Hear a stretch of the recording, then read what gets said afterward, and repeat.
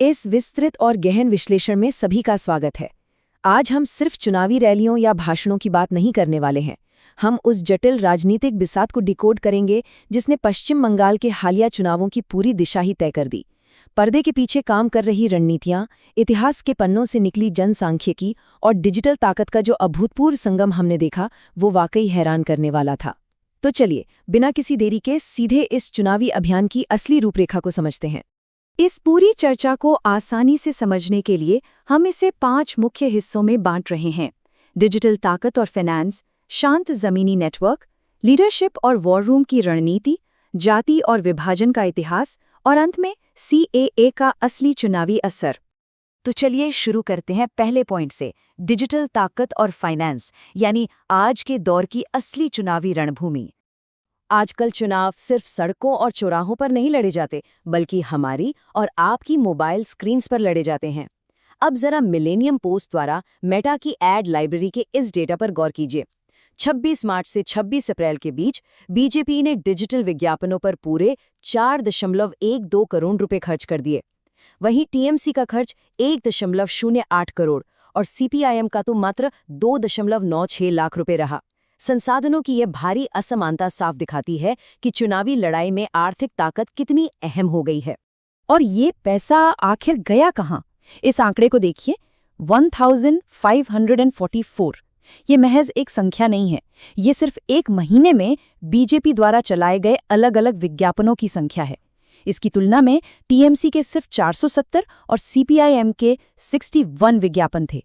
ये डेटा हमें सोचने पर मजबूर कर देता है कि क्या डिजिटल स्पेस में इतना बड़ा कब्जा सीधे सीधे वोटों की संख्या भी बढ़ा देता है? यहीं पर एक बेहद अहम सवाल खड़ा होता है। कानून के मुताबिक एक उम्मीदवार के चुनाव खर्च की तो सीमा तय है, लेकिन जरा सोचिए, राजनीतिक दलों के खर्च पर ऐसी कोई रोक नहीं है। इलेक्टोरल बॉन्ड योजना को रद्द करते वक्त पूर्व मुख्य न्यायाधीश DY चंद्रचूड़ ने राजनीति और पैसे के बीच के इस करीबी गठजोड़ पर गहरी चिंता जताई थी। लोकतंत्र में पारदर्शिता बहुत जरूरी है और ये टिप्पणी हमें इसी बात के प्रति आगाह करती है। डिजिटल दुनिया से अब वापस जमीन पर लौटते हैं। हमारा दूसरा पॉइंट है शांत जमीनी नेटवर्क, यानी रैलियों के शोर से बिल्कुल दूर चल रहा अभियान। जहां एक तरफ बड़े बड़े डिजिटल कैंपेन्स चल रहे थे, वहीं जमीन पर एक बिल्कुल खामोश और सूक्ष्म नेटवर्क काम कर रहा था। फॉक्स स्टोरी इंडिया की रिपोर्ट बताती है कि RSS ने बड़ी बड़ी रैलियों की जगह बूथ स्तर पर लोगों को जोड़ने और छोटी छोटी बैठकों पर पूरा जोर दिया। ये कोई चुनाव के वक्त रातों रात किया गया काम नहीं था। ये ग्रामीण और अर्ध शहरी इलाकों में सालों तक चलने वाली एक लंबी वैचारिक और सांस्कृतिक योजना थी। इस पूरी जमीनी रणनीति का मास्टर स्ट्रोक था पन्ना प्रमुख मॉडल। ये कोई साधारण प्रचार का तरीका नहीं है। कल्पना कीजिए, मतदाता सूची के हर एक पन्ने की जिम्मेदारी किसी एक विशेष कार्यकर्ता के कंधों पर डाल दी जाए। इससे उन परिवारों के साथ सीधा और व्यक्तिगत संपर्क बनता है। ये जनभावना को पकड़ने और उसे बूथ तक ले जाकर वोट में तब्दील करने का एक अचूक, अनुशासित तरीका है, एकदम माइक्रो लेवल मैनेजमेंट। जमीनी हकीकत समझने के बाद अब सीधे वॉर रूम के अंदर चलते हैं। पॉइंट नंबर 3, लीडरशिप और रणनीतिक प्रबंधन। आज तक की रिपोर्ट के मुताबिक इस पूरी बिसात को संभालने के लिए एक कोर 5 सदस्यीय टीम बनाई गई थी। और दिलचस्प बात यह है कि सबकी जिम्मेदारियां बिल्कुल सटीक थीं।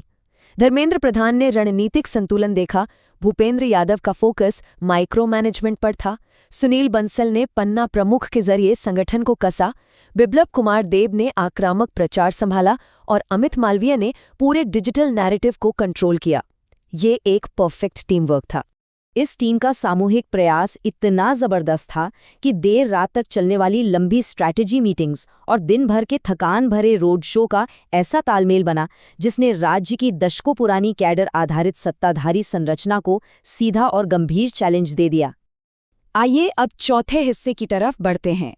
आधुनिक चुनावी रणनीतियों के बीच हमें ये नहीं भूलना चाहिए कि राजनीति आखिर लोगों से जुड़ी है।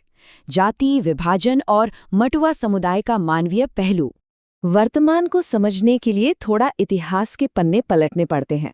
डॉक्टर सुदीप्ता मंडल के शोध से पता चलता है कि मटुआ समुदाय सिर्फ एक वोट बैंक नहीं है।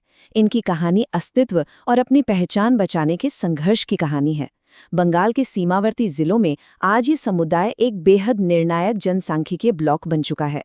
इस समुदाय का सफर बहुत लंबा और चुनौतियों भरा रहा है। 19वीं सदी में हरिचंद ठाकुर द्वारा शुरू किए गए ब्राह्मणवाद विरोधी आंदोलन से लेकर 1947 के विभाजन के दर्दनाक विस्थापन तक, फिर 1986 में मटुआ महासंघ बना और देखते ही देखते 2008 के पंचायत चुनावों तक ये समुदाय एक इतनी बड़ी राजनीतिक शक्ति बन गया कि कोई भी पार्टी इन्हें नज़रअंदाज करने का जोखिम नहीं उठा सकती। एक जमाना था 1980 के दशक में जब पूर्व मुख्यमंत्री ज्योति बसु ने कहा था कि बंगाल में जाति अब कोई मायने नहीं रखती और वर्ग आधारित राजनीति ही अहम है। लेकिन हकीकत ये है कि शरणार्थियों के विस्थापन का दर्द और नागरिकता की उनकी चाहत कभी खत्म नहीं हुई, और इसी दर्द ने दशकों बाद पहचान की राजनीति को एक नई आग दे दी। और यहीं से हम पहुंचते हैं अपने आखिरी और सबसे ध्रुवीकृत पॉइंट पर, CAA और उसका चुनावी प्रभाव। अब ये देखना सच में दिलचस्प है कि कैसे एक ही कानून दो अलग-अलग समुदायों में बिल्कुल विपरीत प्रतिक्रिया पैदा कर सकता है। एक तरफ दक्षिण बंगाल का मठुआ समुदाय है जो CAA का खुले दिल से स्वागत कर रहा है, क्योंकि ये उन्हें वो नागरिकता और पहचान देता है जिसका वे दशकों से इंतजार कर रहे थे। वहीं दूसरी तरफ उत्तर बंगाल का राजवंशी समुदाय इसका कड़ा विरोध कर रहा है, क्योंकि उन्हें डर है कि इस कानून से उनके इलाके में अवैध निवासियों को कानूनी मान्यता मिल जाएगी। तो क्या नागरिकता के मुद्दे पर कोई एकतरफा लहर थी? बिल्कुल नहीं। NDTV की रिपोर्ट बताती है कि इस पूरी बहस का असर बेहद स्थानीय और बटा हुआ रहा।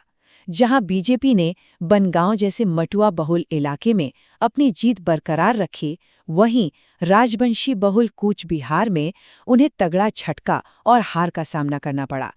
तो इन सब बातों का निचोड़ क्या है? करोड़ों रुपए का डिजिटल खर्च, जमीन पर खामोशी से काम करता पन्ना प्रमुख नेटवर्क और विभाजन के समय से चले आ रहे गहरे ऐतिहासिक घाव। अब जबकि नागरिकता आवेदनों की प्रक्रिया असल में शुरू हो चुकी है, तो सवाल ये है कि यह 2026 के पश्चिम बंगाल विधानसभा चुनावों का नक्शा कैसे बदलेगी? पहचान, पैसा और माइक्रो मैनेजमेंट की ये बिसात भविष्य में कौन सी नई कहानी लिखेगी, इस पर हमारी नज़र बनी रहेगी। इस विश्लेषण का हिस्सा बनने के लिए बहुत बहुत धन्यवाद।